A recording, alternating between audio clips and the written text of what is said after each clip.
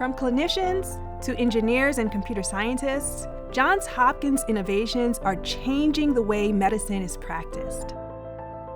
Being a surgeon is an incredible privilege because you really get to take care of people in the most dramatic fashion. You really change people's lives in a very direct manner. You see the impact that you're having almost instantaneously. One of the greatest things about working in engineering is that I can develop technology that's broadly applicable to multiple diseases, multiple patients. It's amazing to be able to draw that bridge between engineering and healthcare. At Johns Hopkins, I get the advantage of collaborating with brilliant minds toward problems in our field. But the pandemic created an unprecedented backlog in patient care. And using predictive modeling, machine learning, and some of the newer concepts in statistical modeling, our research team looked at strategies on what can hospitals do to get back on track. So in the Pulse Lab, we do develop signal processing techniques that remove noise and artifacts that make ultrasound images difficult to interpret. When we look at spatial coherence, we are able to detect differences such as whether a suspicious mass contains fluid, which is typically benign, versus solid content, which might be indicative of a cancer.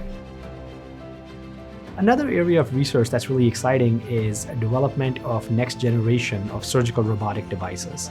So spine surgery is very intricate, it's very delicate what we do.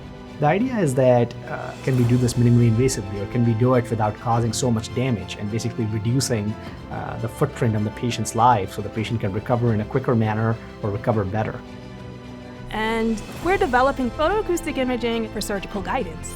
We break this rigidity in system design by attaching our light sources to surgical tools that will provide the surgeon with an indication of their proximity to a major vessel that could potentially save the lives of patients. To receive the William Rienhoff Jr. Award for me was a huge blessing because it not only allowed me to focus on being a clinical provider who really focuses on clinical excellence, but also allowed me to focus on research excellence. And he was not only a pioneer surgeon, but also a pioneer researcher. He developed a really cool tool called the Rienhoff swan neck clamp, which I use in surgery almost on a daily basis. I lost my mother to cancer. That has been my motivation to this day. And the John C. Malone Assistant Professorship pushes me to think big and to make the best use of that discretionary funding. You know, ever since the beginning of the institution, Johns Hopkins has had an incredible legacy of surgeon thought leaders. And hopefully some of the work that we're doing and creating can advance some of that legacy and really kind of leave the mark on the field of surgical care.